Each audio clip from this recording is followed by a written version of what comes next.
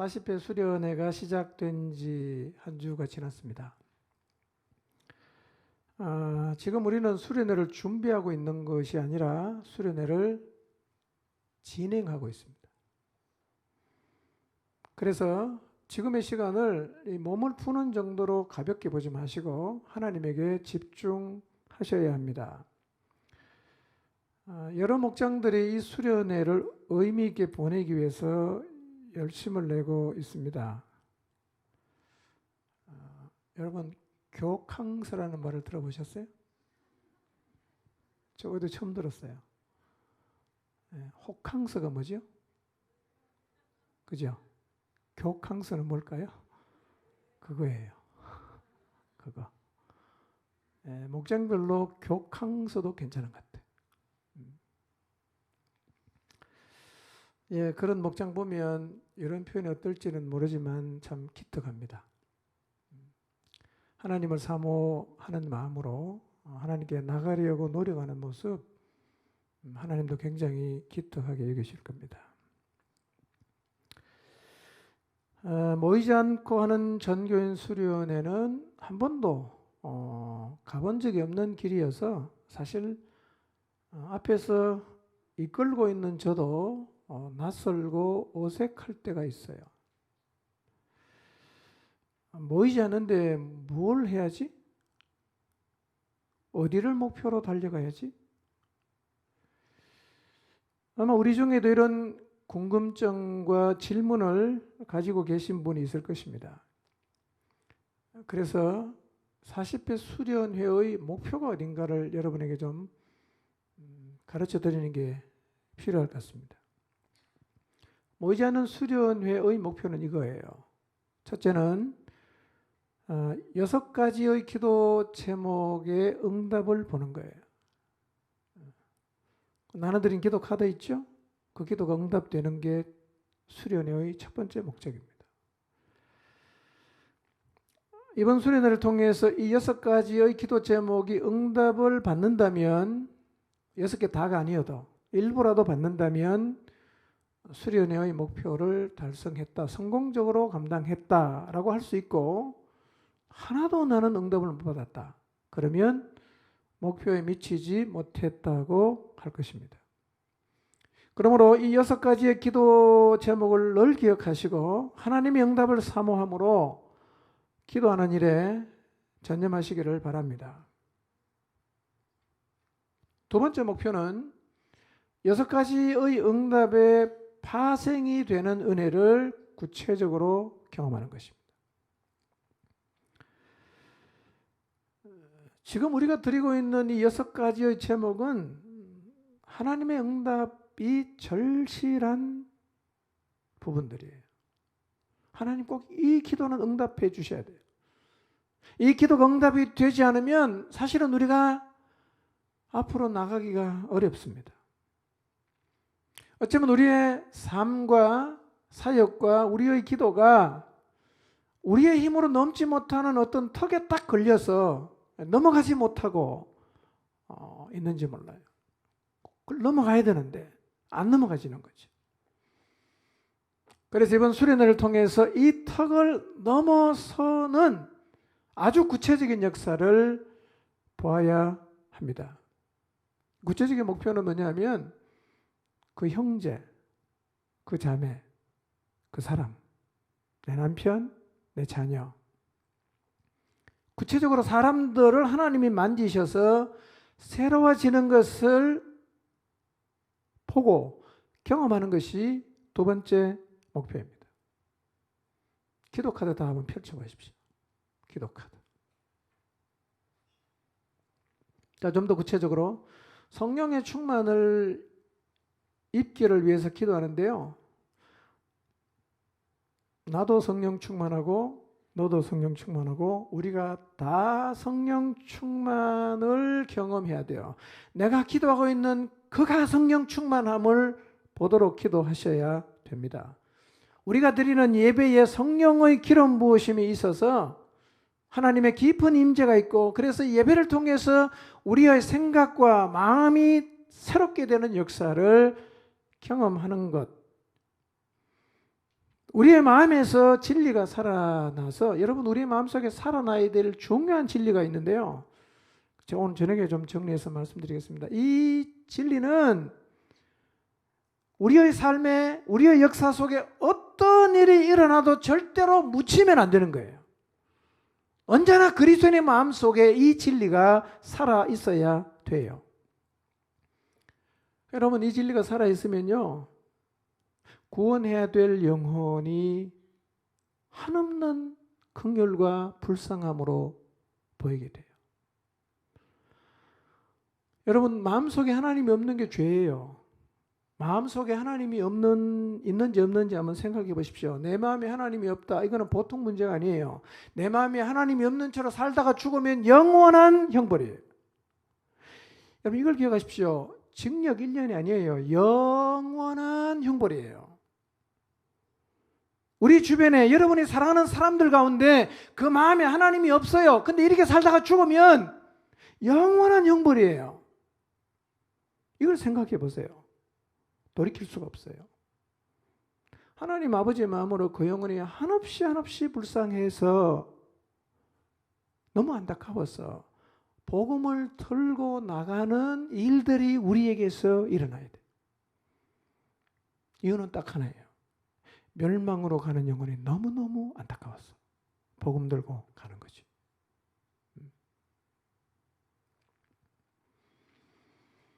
코로나로 인해 영적으로 흐트러지고 하나님에게서 자꾸 멀어져가는 목장 식구가 구체적으로 회복되고 살아나는 일들이 일어나도록 기도해야 됩니다. 영적으로 잠자고 있는 영혼들이 깨어나고 그 자리에서 벌떡 일어나는 일들이 구체적으로 일어나야 돼요. 오랫동안 교회에 머무르면서도 변화되지 않는 영혼, 성령님의 강건하신 은혜를 힘입어서 마음의 근본이 바뀌는 일들이 일어나야 돼요.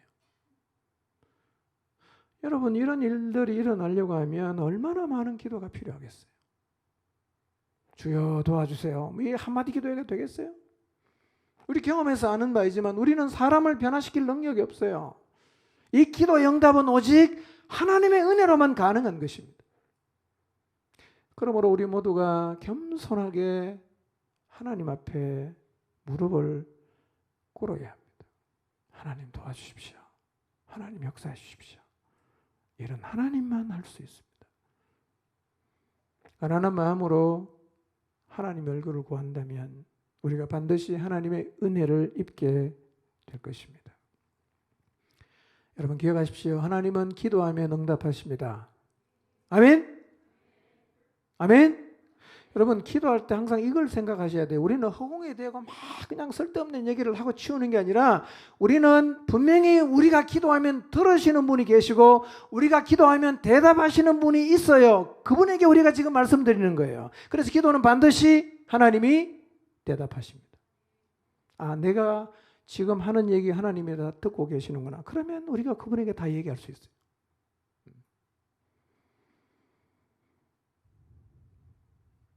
이번 수련회를 통해서 우리 자신이 먼저 지금도 우리 가운데 살아계시는 하나님을 보고 느껴야 됩니다. 그리고 우리 안에 믿지 않은 사람도 하나님이 그냥 느껴져야 돼요. 그렇게 되면 교회가 살아날 거예요. 세상에 밀리지 않을 수 있는 강한 교회가 될 것입니다. 주께서 우리에게 이 은혜를 허락해 주시기를 소망합니다. 늘 기억하시라고 예쁜 카드를 여러분에게 다 나눠드렸습니다. 집에다 모셔 놓지 마시고요. 기도할 때마다 꼭 들고 다니시고 항상 갖고 다니십시오. 갖고 다닐 자신이 없는 분은 이렇게 하세요. 외우세요. 다 외워버리세요. 간단해요.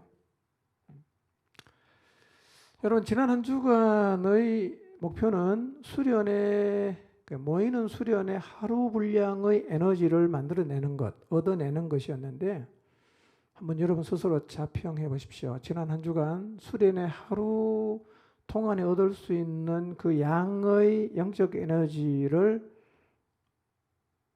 얻었다고 평가할 수 있어요? 여러분 스스로? 얻은 것 같습니까?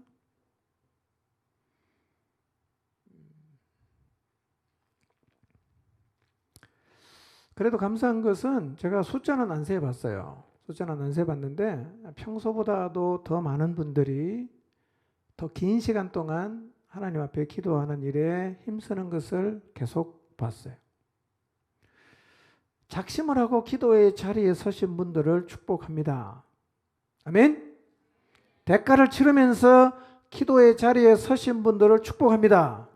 피곤한 몸을 이끌고 더 많은 시간 기도하기 위해서 애쓰신 분들을 주님의 이름으로 축복합니다.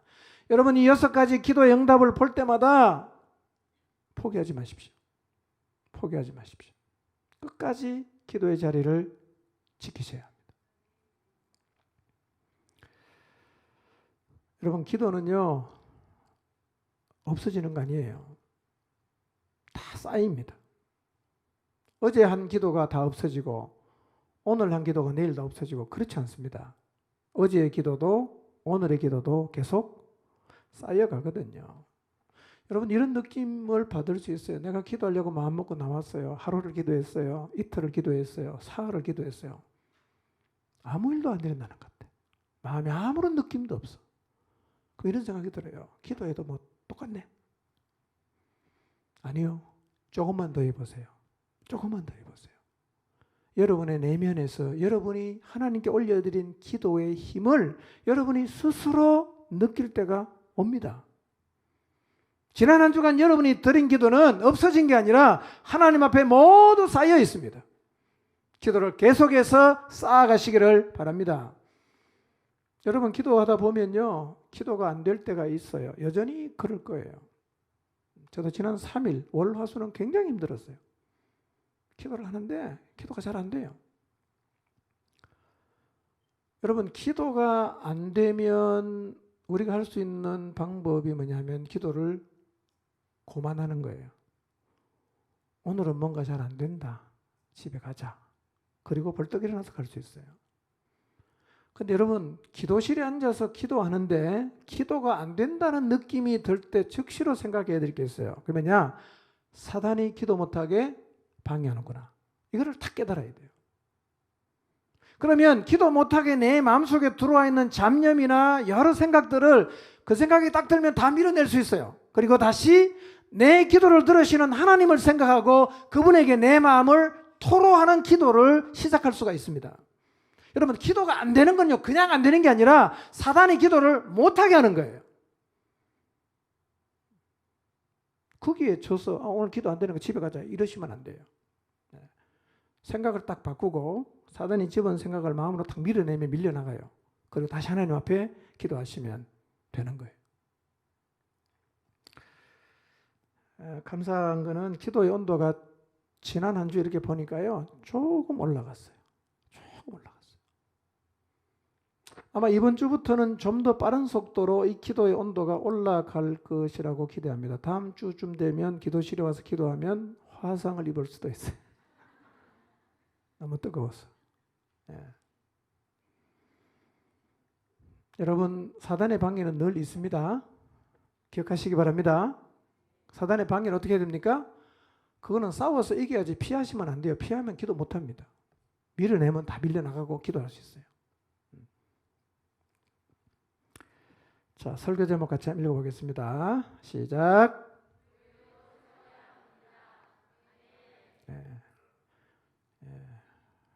이게 말을 안 하시는 분이 있는 것 같아서 다시 한번 하겠습니다. 좀 큰 소리로 시작. 네, 잘했습니다. 근데 지금보다 2배는 크게 해야 목이 확 풀립니다. 시작. 네. 교회도 세워야 한다는 말의 의미는 우리가 지금 성령 충만함을 입기 위해서 정말 열심히 기도하는데요. 그것도 물론 해야 되지만 뭐도 해야 된다? 교회도 세워야 돼요. 교회도 세워야 됩니다. 2개 다 해야 됩니다. 그래서 오늘도 계속 교회를 어떻게 세울 수 있는지에 대해서 말씀을 좀 나누도록 하겠습니다. 2주에 걸쳐서 말씀드렸던 교회를 세우는 2가지 원리를 잠깐 복습하겠습니다. 자, 교회를 세운다. 교회를 우리가 이제 세워가야 되는데, 교회를 세운다는 첫 번째 의미는 뭐죠? 하나됨을 지키는 거예요. 그러니까 여러분의 목장의 하나됨을 지키려고 노력하는 그 자체가 뭐예요? 그게 교회를 세우는 거예요. 반대로 내가 하나됨을 깬다. 그럼 나는 뭐 하는 사람이죠? 교회를 무너뜨리는 사람이 되는 겁니다. 그러니까 교회는요, 하나됨의 기초 위에서 세워진다는 사실을 절대로 잊으면 안 돼요. 우리는 도저히 하나가 안 되니까 하나됨을 포기하자. 예, 그렇게 교회가 하나됨을 포기를 했어요. 그럼 어떻게 될까요? 안 세워집니다. 그 교회는요. 절대로 안 세워집니다. 왜냐하면 교회는 반드시 하나됨의 기초 위에서만 세워지는 거예요. 절대로 포기하면 안 돼요. 두 번째, 교회를 세운다는 의미는 뭐죠?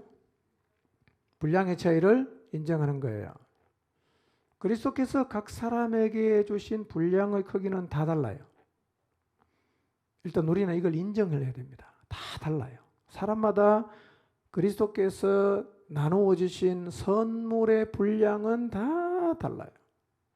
교회는요, 각자가 그리스도께로부터 받은 선물의 분량이 다르다는 것을 자연스럽게 받아들이는 것이 교회의 풍경이 되어야 돼요. 이런 교회라야 세워집니다. 예. 서로 먼저 가려고 질투하고 가는 사람 잡아당기고 이런 교회는 세워질 수가 당연히 없지 않겠어요? 교회는 먼저 온 사람이 주인 행세를 하면 안 됩니다. 그리고 교회는 꼭 연공 서열을 따라 지도자가 되어서도 안 돼요. 그렇게 가는 게 아닙니다. 교회는 모든 지체가 자신의 길을 기쁘게 가되 다른 사람도 하나님이 걷게 하신 그의 길을 기쁘게 갈 수 있도록 필요하다면 길을 비켜주고 필요하다면 추월도 하게 해줘야 돼요. 그렇지만 그가 나를 추월해 갔지만 우리 모두는 각자가 하나님으로부터 받은 분량을 따라 자기의 길을 가야 돼요. 이런 교회가 세워집니다. 이게 하나님이 원하시는 교회의 모습이에요. 자, 이제 세 번째 원리에 대해서 말씀드리겠습니다. 교회를 세우는 세 번째 원리는요, 첫 번째, 두 번째 원리와는 좀 달라요. 앞선 두 가지의 원리는 그냥 자기 자신의 마음을 잘 다스려서 하나됨을 지키고 분량의 차이를 쿨하게 인정을 하면 되는 것이었어요. 근데 세 번째 원리는 그것과는 다르게 실제로 사명자가 자기의 사명을 감당해야만 하는 영역이에요. 어떤 면에서 첫 번째, 두 번째도 중요하지만 세 번째는 더 중요합니다. 아주 중요해요. 자, 하나님이 교회를 세우라고 사명을 주신 자들이 있어요. 사역자가 있다는 거죠. 그리고 이 사역자가 하나님으로부터 받은 사명을 잘 감당할 때 교회는 세워집니다. 자, 하나님이 교회를 세우기 위해서 어떤 사역자를 세웠냐? 에베소서 4장 11절과 16절을 읽겠습니다. 읽습니다. 시작.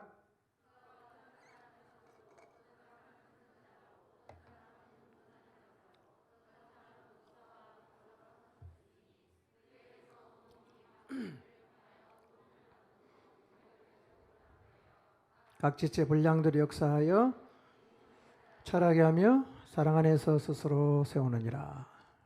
자, 11절을 잘 보시면 하나님이 세운 사람이 네 사람이 있어요. 사도, 선지자, 복음 전하는 자, 그 다음에 목사와 교사. 그 다음에 16절을 보면 누가 있죠? 직책이 좀 익숙하진 않은데 온몸이 뭐를 통해서 도움을 받아요. 그러니까 도움을 주는 역할을 하는 사명자가 있는데 성경이 뭐라고 표현합니까? 마디라고 표현을 했어요. 마디. 그 마디는 직책치고는 이름이 좀 이상하긴 한데 우리 교회로 표현하면 뭐겠어요? 목자들입니다. 자, 그런데 11절에 나오는 4개의 직책 중에 현재까지 남아있는 직책은 하나밖에 없어요. 이게 뭐냐면 목사와 교사예요. 근데 목사와 교사는 2개가 아니고 하나예요. 한 사람을 이렇게 불러요. 근데 요즘에는 목사, 교사로 부르지 않고 뭐라고 부릅니까? 그냥 목사라고만 불러요. 그러니까 11절에 나와 있는 교회를 세우기 위해서 하나님이 세운 4개의 직책 중에 현재까지 남아있는 한 개, 누구죠? 목사. 그 다음에 16절에는 뭐가 있죠? 마디, 목자가 있어요. 그러니까 하나님께서 교회를 세우라고 주신 직책은 2개가 있어요. 하나는 목사, 하나는 목자예요. 물론 넓은 의미에서 보면 모든 성도가 교회를 세우는 일을 하지만 특별히 하나님께서 교회를 세우라고 주신 직책은 목사와 목자입니다. 그러니까 교회가 세워지려고 하면 이 사람들이 자신의 역할을 잘 감당해야 됩니다. 이 사람들이 사명을 감당하느냐 못하느냐는 것은 교회가 세워지느냐 그렇지 않느냐에 결정적인 영향을 미쳐요. 자, 그러면 목사와 목자가 하나님으로부터 받은 사명을 감당해서 교회를 세운다는 의미가 뭔가? 어떻게 세우는가 교회를? 교회를 어떻게 세우죠? 그럼 목사와 목자가 교회를 세우기 위해서 해야 되는 일이 뭘까요? 12절을 보겠습니다. 12절은 목사와 목자가 해야 되는 일이 뭔가를 잘 설명하고 있는데요. 한번 읽어보겠습니다. 시작. 온전하게 하여 봉사일을 하게 하며 그리스도의 몸을 세우려 하심이라. 성도를 어떻게 하는 거죠? 온전하게 하는 거예요. 성도를 온전하게 한다. 그래서 봉사일을 하게 만들고 그리스도의 몸을 세우도록 만드는 것이 목자와 목사의 사명인데요. 성도를 온전하게 하는 게 어떻게 하는 겁니까? 온전하게 하는 게. 이 의미를 이해하려고 하면 단어를 한번 살펴보겠습니다. 온전하게 한다는 단어는 카타르티스모스라는 말입니다. 헬라말로. 이 뜻이 뭐냐면 준비, 갖추기, 회복, 이런 의미가 있어요. 그러니까 성도를 온전하게 한다는 말은 이런 말이에요. 성도를 준비시킨다, 성도를 갖추게 한다, 성도를 회복시킨다, 그런 뜻이에요. 그래서 우리가 읽었던 개역 성경을 제외한 나머지 거의 모든 번역은 온전하게를 준비시켜 이렇게 번역했어요. 준비시킨다고 번역했습니다. 그리고 또 다른 번역을 살펴보면 목사와 목자가 해야 되는 일이 무엇인지를 좀 더 명확하게 알 수가 있어요. 한번 보겠습니다. 다른 번역, 표준세 번역을 한번 보겠습니다. 읽어봅니다. 시작.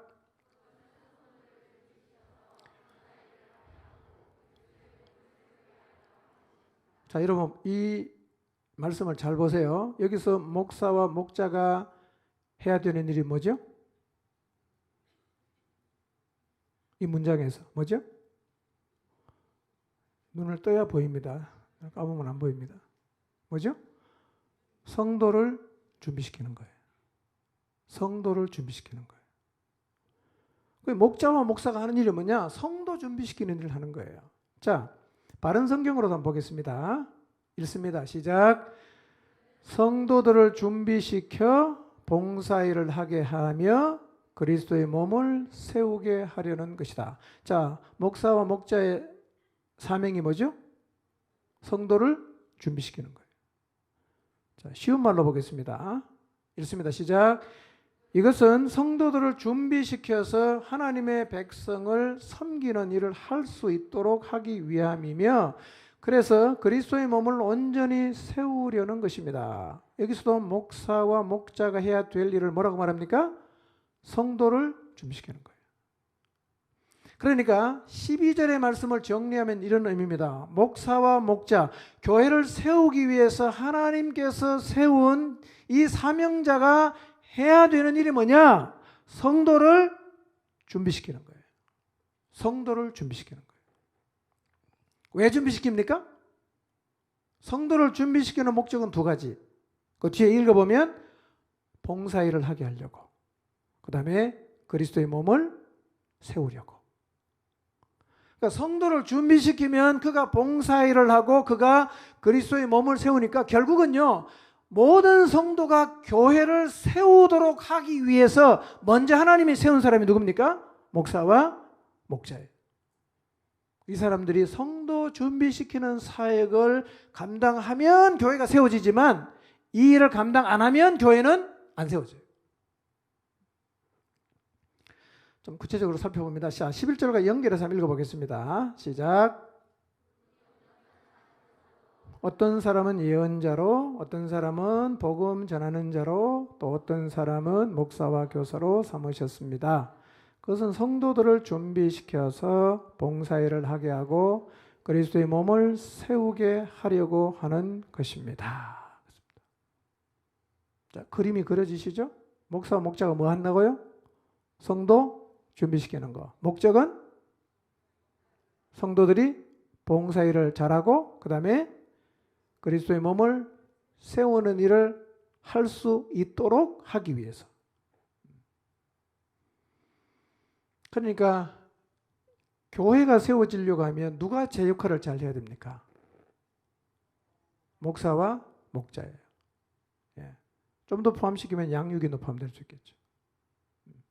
이 사람들이 자기 역할을 해서 성도를 잘 준비시켜야 교회는 세워지게 돼 있어요. 그런데 11절과 12절을 읽어보면 여기에 목자가 포함이 안 돼요. 11절에 보면 목사만 일을 하는 걸로 되어 있는데요. 여기에 목자를 포함시킬 수 있는 이유는 경중의 차이는 있지만 목사나 목자가 감당해야 되는 사명이 본질적으로 같아요. 본질적으로 같습니다. 그러니까 하나됨을 잘 지키고 분량의 차이만 인정하는 것에 그치면 안 돼요. 한 걸음 더 나아가서 하나님으로부터 교회를 세우는 사명을 받은 사람이 이 사명을 잘 감당해야 됩니다. 그 사명의 내용은 뭐죠? 성도를 준비시키는 거예요. 자, 그러면 이 말씀 앞에서 저를 포함해서 포중침의 모든 목자들이 성도를 준비시키는 사명을 잘 감당하고 있는지 한번 돌아봅시다. 잘 감당하고 있는 것 같아요? 하나님이 나한테 맡겨준 영혼을 나는 잘 준비시키고 있는가? 를 생각해 볼 필요가 있어요. 그걸 해야 교회가 세워집니다. 곰곰이 한번 생각해 보세요. 나는 목자인데 하나님이 나한테 맡겨준 성도를 지금 잘 준비시키고 있는가?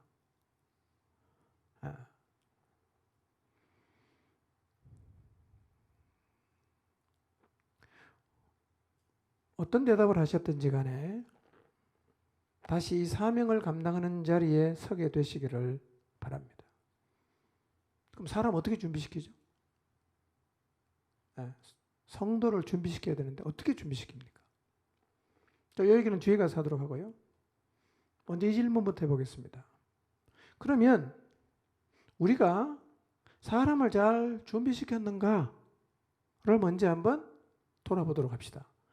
나는 우리 목장 사람들 하나님이 맡겨줬는데 잘 준비시켰는가 한번 확인해 보도록 합시다. 그럼 잘 준비시켰는지 잘 준비를 못 시키는지 확인할 수 있는 방법이 있을까요? 있습니다. 있어요. 분명하게 확인할 수 있어요.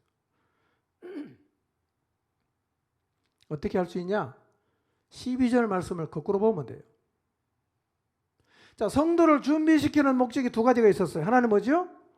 봉사일을 하게 하고 그 다음에 교회를 세우는 자리에 세우기 위함인데, 그러면 내가 성도를 잘 준비시켰는가를 알려고 하면 첫 번째 뭘 보면 되죠? 봉사일을 잘하고 있는가를 봐야 돼요. 우리 목장 식구가 봉사일을 잘하고 있는가를 보면 이 사람을 내가 지금 제대로 준비시켰는지 아니면 준비를 못 시켰는지를 알 수가 있다는 거예요. 여러분, 잘 준비되었다면 틀림없이 봉사일을 잘 하고 있을 것입니다. 그러니까 첫 번째 시금석이 뭐냐? 우리 목장 식구들이 봉사의 일을 잘하고 있는가를 봐야 돼요. 자, 여러분의 목장 식구들 한번 생각해 보세요. 그렇게 많지는 않으니까 다 생각해 보세요. 여러분의 목장 식구들은 봉사의 일을 잘 감당하고 있는 것 같습니까? 한 사람 한 사람 떠올려 보세요.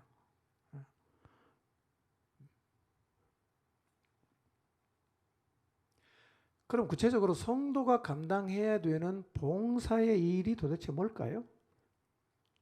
봉사일의 실체가 뭘까요? 뭐 어떻게 하는 게 봉사일을 하는 거예요? 봉사일은 이거예요. 하나님께서 자기에게 주신 모든 직무의 일이에요. 자, 다르게 표현하면 이거예요. 교회를 세우기 위해서 각자가 있는 그 자리에서 해야 하는 모든 활동을 봉사의 일이다, 이렇게 말하는 거예요. 예를 들면 이거예요. 스데바나라는 사람이 있어요. 스데바나. 이 사람은 뭘 잘했냐면 성도 섬기는 일을 참 잘했어요. 이게 뭐냐? 봉사의 일이에요. 하나님께 받은 각자의 은사를 가지고 공동체와 지체를 섬기는 모든 사역을 총칭해서 봉사의 일이라고 할 수 있어요. 더 구체적으로 말씀드리면 이 공동체에 필요한, 예를 들면 교회 청소한다. 그때 나와야지. 주방 봉사한다. 우리 목장 주방 봉사다. 그때 와야지. 성도를 섬기는 모든 일, 목장의 지체를 섬기는 여러 일, 양육하는 일, 그리고 공동체를 돌보고 도우는 이 모든 일이 다 뭐냐? 봉사의 일이에요. 그 머릿속에 그림을 그려보세요. 이 모든 일에 적극적으로 참여하는 교회를 그려보세요. 그리고 이 모든 일에 거의 참여 안 하는 교회를 연상해 보세요. 어느 교회가 세워지겠어요? 물을 필요가 없잖아. 준비가 되면 뭘 하느냐? 봉사일을 하는 거예요. 아, 하나님이 나보고 이걸 하라고 하시는구나. 우리 목장에서 이거 내가 해야 되겠다. 저 형제 내가 도와야겠다. 뭐라고 명시는 안 해도 그 모임 안에서 성령이 주시는 감동을 따라 내가 해야겠다고 생각되는 일에 자신의 몸을 던져서 하는 모든 일이 뭡니까? 봉사일이에요. 예루살렘을 위한 모금을 이 단어로 묘사하고 있어요. 그러니까 재정을 주고받는 일도 봉사일에 포함이 돼요. 아, 오늘 내가 저 지체에게 내가 좀 식사 대접하면서 격려하고 싶다.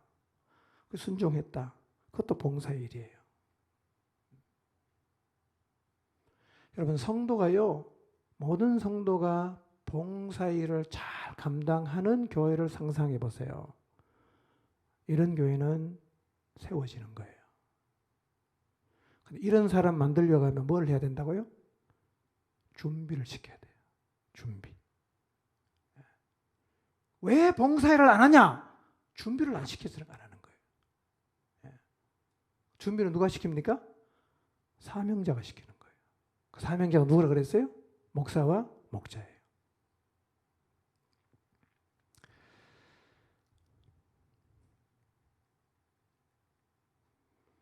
지금 우리 목장 식구들이 뭐라고 명시는 안 해도 목장 안에 모이면서 목장 식구와 더불어 지내면서 아, 이건 내가 해야겠다 생각이 되면 누가 하라고 시키지 않아도 자연스럽게 기쁨으로 그 일을 발벗고 나서서 감당하고 있다면 여러분의 목장은 지금 봉사일을 잘 하고 있다고 봐도 돼요. 근데 요즘 우리 목장을 돌아보니까 목장 식구들이 이런 일을 감당하지 않아요. 어떻게 하든지 간에 이런 일을 안 하려고 해요. 어떻게 하든지 발 뺄라 그래요. 그러면 지금 봉사일을 하지 않는 거예요. 목장에서 총무를 하나 선택해서 재정 관리 좀 하고 하려니까요, 이 일을 하겠다는 사람이 아무도 없어요. 목장에 차량이 필요한 사람이 있는데 그걸 누가 좀 섬겨주라고 하니까 그거 봉사할 사람 한 명도 없어요. 공동체의 필요를 위해서 뭘 좀 하자고 해서 누가 나올래 했더니만 아무도 안 나옵니다. 주고받는 일에도 참여할 사람이 아무도 없어요. 무슨 얘기입니까? 준비된 성도가 없다는 거예요. 준비된 성도가 없다는 말은 목자와 목사가 자기 자신의 직무인 성도를 준비시키는 일을 잘 감당하지 않았다는 얘기입니다. 준비된 사람이 있는지를 확인할 수 있는 또 하나의 시금석이 있어요. 그게 뭐냐? 성도들이 교회를 세우려 하는가 하는 거예요. 교회를 세우려고 애를 쓰는가? 교회를 세우려고 노력하고 있는가? 여러분, 성도는 기본적으로 자기가 몸 안에 지체이기 때문에 몸을 세우려고 해야 돼요. 교회를 세우려고 해야 됩니다. 이게 살아있는 교회의 특징적인 모습이에요. 그래서 성도는 사랑으로 섬기고 봉사하면서 적극적으로 교회를 세우려고 해야 됩니다. 희생을 감내하고 대가를 지불하고 자기 인생을 들여서라도 교회를 세우는 일에 적극적으로 나서야 돼요. 이게 준비된 성도의 모습이에요. 자, 그렇다면 우리 목장의 지체들은 어떤가 한번 좀 돌아봅시다. 여러분, 목장 식구들 돌아보면 매우 적극적으로 교회를 세우려 하고 있나요? 아니면 교회를 세우려는 어떤 일도 하지 않고 그냥 주일 예배에 나오는 것만 만족하고 몸은 교회에 있지만 마음은 세상에 가 있어서 교회에 별로 관심이 없는 사람이 대부분이다. 이유가 뭘까요? 사람을 준비를 못 시켰다는 얘기예요. 우리가.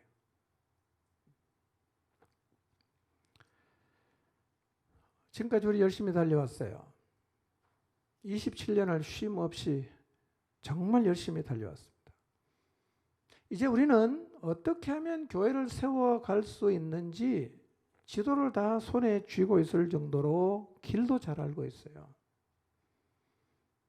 그런데 최근 우리 공동체의 모습을 보면 이전과는 다르게 봉사의 일을 하지 않으려는 사람이 많아져요. 안 하려고 그래요. 귀찮아하고 힘들어하고 발 빼고 안 하겠대요. 그리고 주님의 몸인 교회를 세우는 일에 힘을 쏟지 않는 사람도 많아지고 있어요. 아직 이런 사람들이 주류가 된 것은 아니지만 어떤 영역에서는 심각하게 느껴질 정도로 봉사의 일을 거부하고 교회를 세우는 일에 관심을 두지 않는 사람이 많아져 가고 있습니다. 심각한 문제입니다.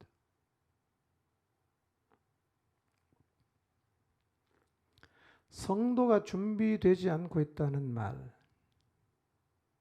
이건요, 목사와 목자들이 하나님으로부터 받은 성도를 준비시키는 사명을 제대로 감당하지 못했다는 말이니까요. 이 상황을 엄중하게 받아야 합니다. 목자 사역이 많죠. 많아요. 근데 그 중에서 가장 중요한 사역이 뭐냐? 성도를 준비시키는 거예요. 뭘 할 수 있도록? 봉사일을 할 수 있도록. 주님의 몸인 교회를 세우는 일을 할 수 있도록 성도를 준비시키는 게 목사와 목자가 해야 되는 가장 중요한 일이에요.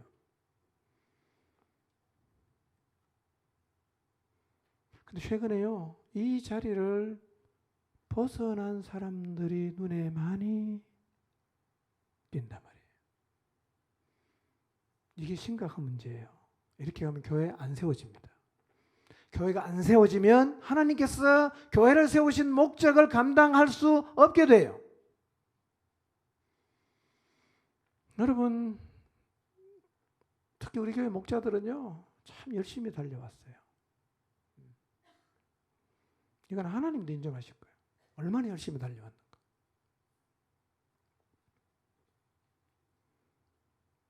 그런데 지금 우리들의 목장 안에서 봉사일을 하지 않으려는 사람, 교회를 세우는 일에 관심이 없는 사람이 많아지고 있다면 우리의 사역에 빨간불이 들어왔어요. 경고음이 울리는 거예요. 이래가면 망한다. 이래가면 주저앉는다. 경고음이에요.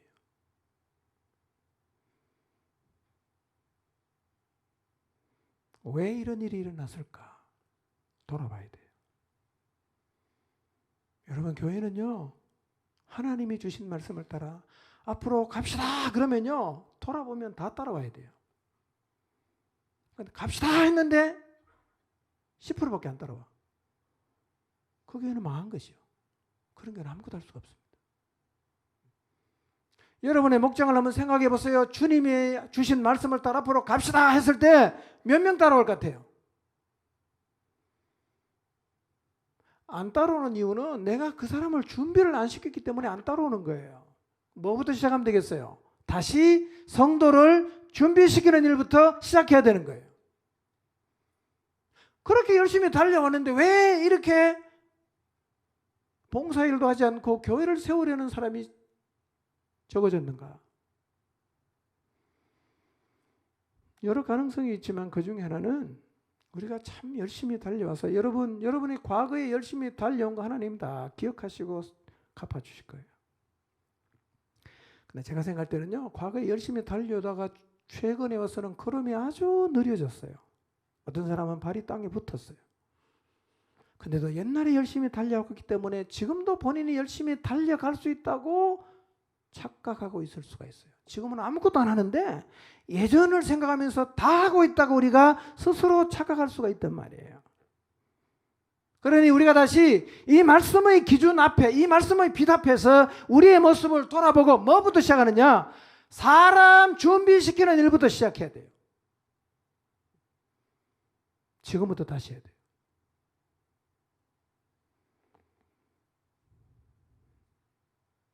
여러분의 목장 식구가 봉사일을 하지 않으려 한다면, 여러분의 목장 식구가 교회를 세우는데 소극적이고 관심이 없다면,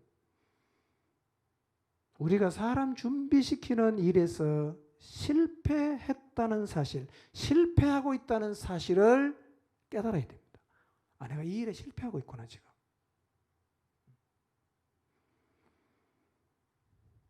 정신을 차리고 정직하게 우리의 사역을 돌아보고 다시 깨어 일어나서 사람을 준비시키는 자리로 나가야 합니다.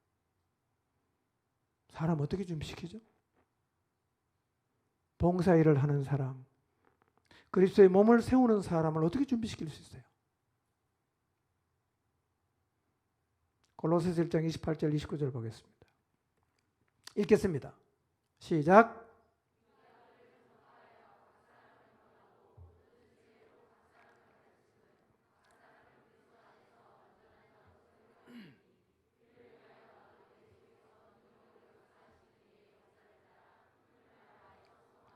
네, 바울의 고백이죠. 여러분, 사람을 준비시키는 일에 있어서 가장 핵심이 뭐냐면 각 사람을 도와야 돼요. 각 사람. 단체가 아니고 각 사람을 도와야 돼요. 바울은 이렇게 말해요. 자기 자신이 각 사람을 권하고 각 사람을 가르쳤다. 이렇게 말해요. 우리가 다시 각 사람을 권하고 각 사람을 가르치는 일을 시작하면 그 사람들을 준비시킬 수 있어요. 1장 28절 말씀처럼 그 사람들을 그리스도 안에서 온전한 자로 세워갈 수가 있습니다. 이거 아시나요? 하나님도 이 지구 안에 살고 있는 수많은 사람들을 각자 대하십니다. 각자. 여러분, 단체로 구원받았습니까? 아니죠? 주님 여러분을 각 사람을 다 따로 만나주셨어요. 사람을 도울 수 있는 최선의 방법이 뭐냐면 각 사람을 돕는 거예요. 저는 목자들이 사역하는 것을 오면서 보고 가면서 봐요. 나타나는 열매들을 보면서 확인되는 게 있어요. 사람을 잘 세워가는 목자의 가장 큰 특징이 뭐냐면요, 사람을 권하고 가르치는데 반드시 각 사람을 권하고 각 사람을 가르쳐요. 이런 목장은요, 어김없이 사람이 준비가 돼요. 그래서 그런 목장은 봉사일을 하자고 하면 다 옵니다. 교회 세우는 일 인생 걸고 다 세우겠다고 덤벼들어요. 이유가 뭐냐? 각 사람을 구원하고 각 사람을 가르쳤기 때문에.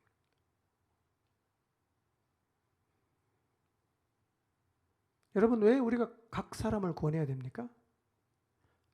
다 다르잖아요. 다 달라요. 생각이 다르고 습관도 다르고 경험한 바도 다르고 다 달라요. 그러니 사람을 만져서 봉사일을 하게 하고 교회를 세우는 일에 준비된 자를 만들려고 하면 각자가 도와줘야 될 영역이 다 달라요. 다 달라요. 어떤 사람은 세게 가야 되고 어떤 사람은 약하게 가야 되고 어떤 사람은 천천히 가도 되고 어떤 사람은 빨리 가도 되고 다 달라요. 그래서 사람을 준비시키는 최고의 방법이 뭐냐? 각 사람을 돌보는 거예요. 각 사람. 여러분, 각 사람 돌보는 게 보통 일이 아닙니다. 여러분, 도움을 받는 우리 목장의 지체 여러분들은요, 목자가 여러분에게 시간을 내주는 것을 아무것도 아닌 것처럼 생각하시면 안 돼요. 집에 청소 안 하고 나옵니다. 예. 그 보통 일입니까? 그렇게 시간을 내고 물질을 들여 헌신하는데요, 목자가 나한테 해준 게 뭐가 있냐고 이렇게 대드시면 곤란해요. 그거는 정말 하나님 싫어합니다.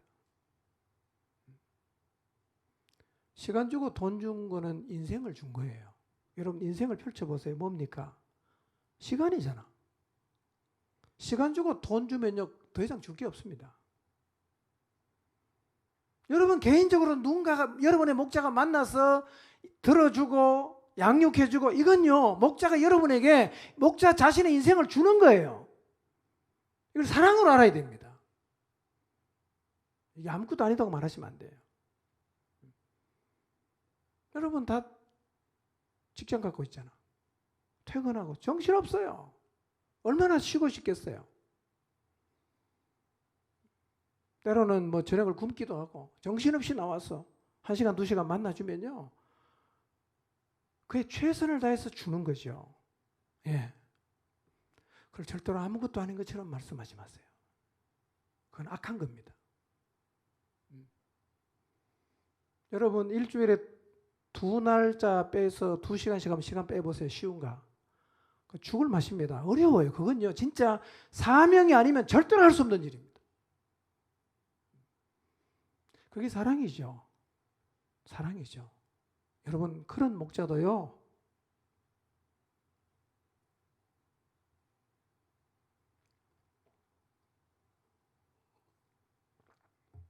격려가 필요한 거예요. 목자도 격려가 필요한 거예요. 감사한 줄 알고 기쁘게 받고 그래야 됩니다, 여러분.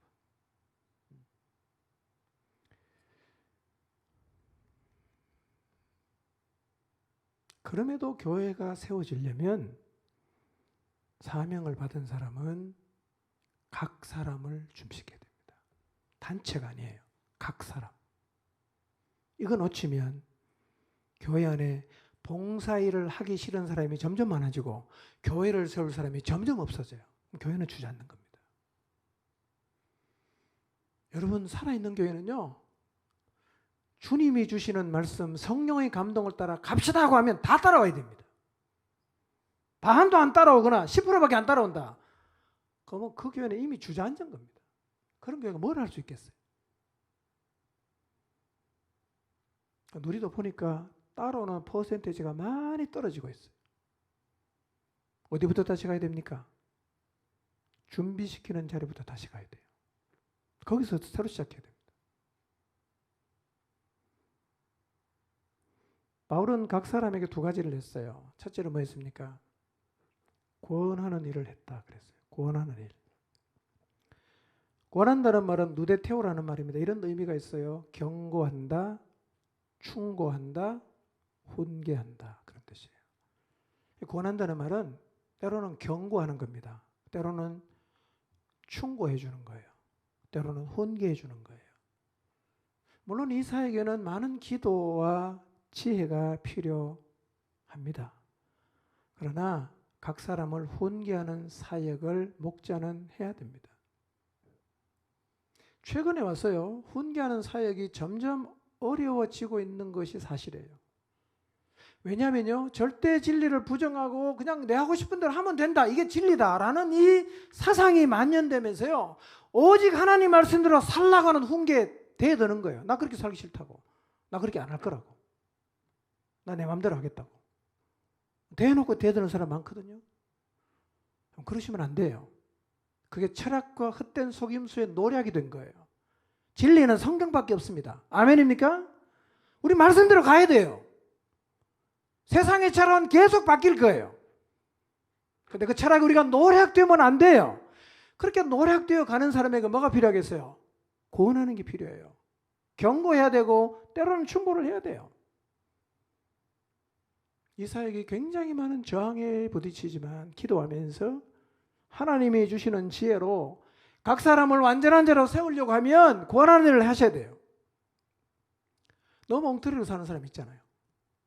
하나님 말씀 반대로 가는 사람 있잖아요. 얘기를 해야지. 어떻게 가만두겠어요? 여러분, 목자가 여러분을 불러 충고하면요, 화내지 마시고 일단 한번 숨을 내쉬면서 잘 들어보세요.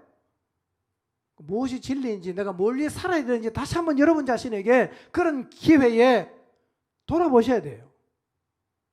여러분, 인생 다 살고 주님 앞에 가보세요. 뭐가 남는가? 진리를 따라 산 것 외에는 아무것도 안 남아요. 세상의 거짓된 철학에 여러분 노략되시면 안 돼요.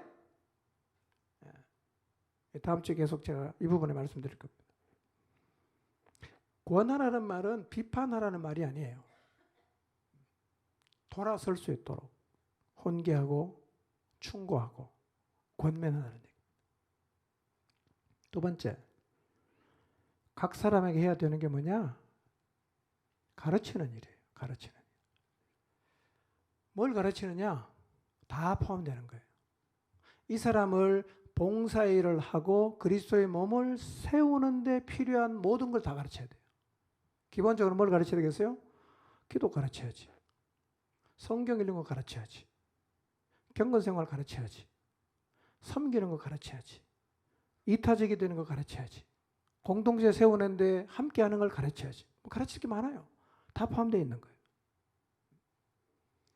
여러분, 가르치는 사역은 선택이 아니라는 걸 제가 지난번 수련회 때 말씀드렸는데 기억나십니까?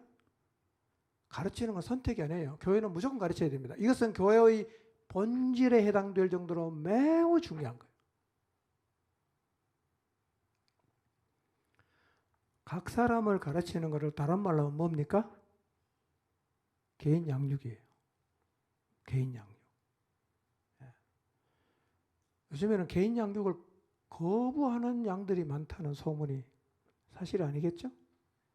나 하기 싫다고, 나 안 하겠다고. 이게 거부하지 마세요. 여러분 위한 거예요. 그걸 거부하면 여러분은 그리스도 안에서 완전한 자로 절대로 못 섭니다. 인생 별로 길지 않아요. 그렇게 살다가 인생 끝내시겠어요? 주님 앞에 가보세요. 정말 후회할 거예요. 진리의 말씀 따라 살아야 돼요. 여러분을 돕자고 목자가 없는 시간 내에서 결단하고 나오면 받아들이고 양육을 받으시길 바랍니다. 여러분, 각 사람을 돌보는 일은 어느 순간에도 멈추면 안 됩니다. 이게 멈추는 순간 사람 준비시키는 일도 같이 멈추게 돼요. 권하고 가르치는 일이 멈추게 되면 사람을 준비시키는 일이 멈추게 되죠. 그럼 어떻게 되냐? 목장 안에요, 봉사일을 하지 않는 사람, 교회를 세우는 일을 하지 않는 사람이 많아져요. 그럼 교회가 약해지겠죠. 그리고 준비되지 않았기 때문에 성도가 다 자기 소견에 옳은 대로 행동합니다. 그 공동체는 오합지졸이 되게 돼 있습니다.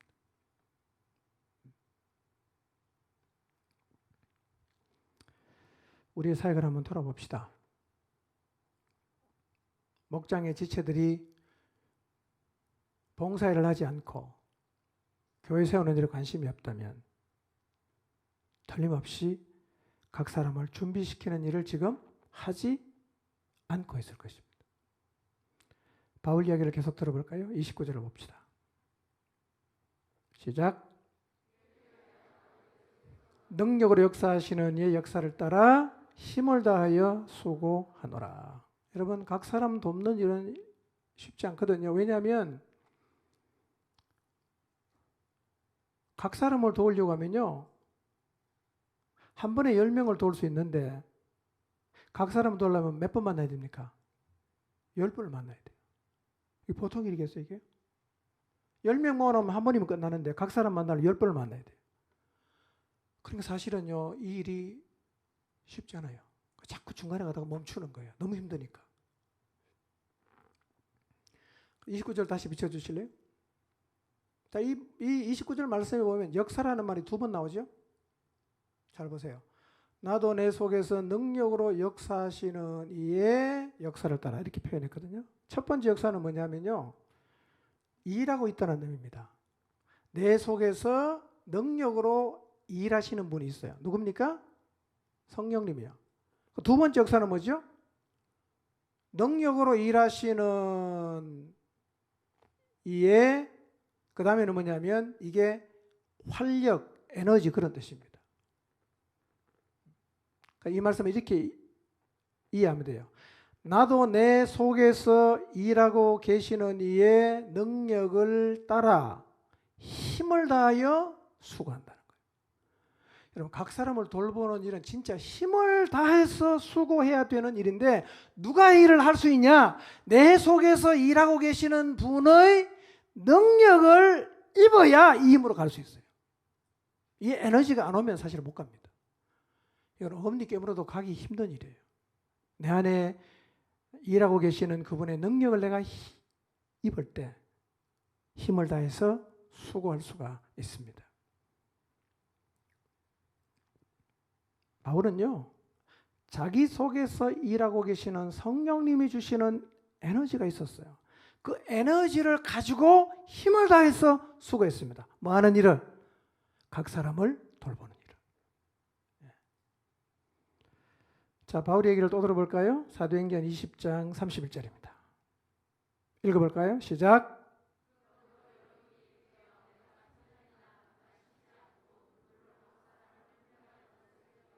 네, 바울이 에베소에 가서 하나님 말씀을 많이 가르쳤어요. 근데 전체 모임에서도 많이 가르쳤지만 에베소 교인들은 어떻게 가르쳤다고 얘기합니까?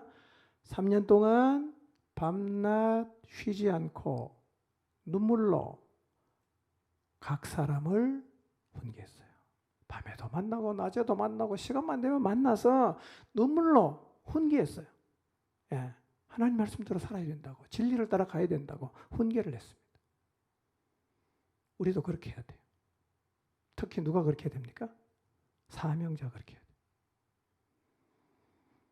사람을 준비시키는 최고의 방법은 각 사람을 세우는 거예요.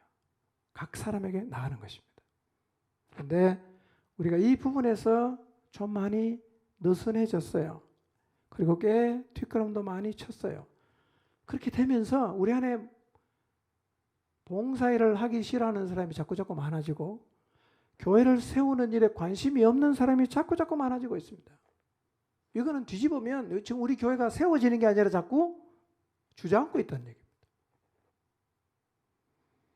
이것은 목사인 저와 목자들의 책임이라고 할 수 있습니다. 저와 모든 목자들이 하나님 앞에 나가서 자신의 모습을 돌아보고 각 사람을 준비시키는 사명을 감당하지 못한 것을 회개해야 합니다. 그리고 다시 각 사람을 준비시키는 일에 전념해야 합니다. 그렇게 하면 우리 안에 점점 봉사일을 자발적으로 하는 사람이 많아지고 이 교회를 세우려는 사람이 점점 많아지게 될 것입니다. 이런 은혜 우리 꼭 볼 수 있도록 포동팀의 모든 목자들이 하나님이 맡겨주신 각 사람을 준비시키는 일에 힘을 모으게 되시기를 바랍니다.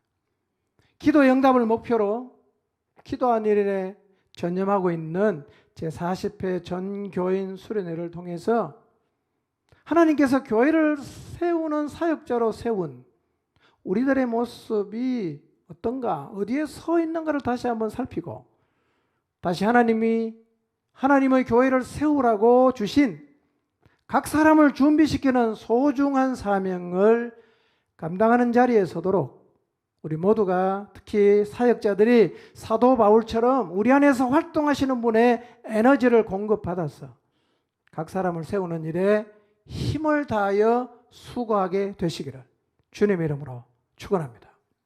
기도하겠습니다.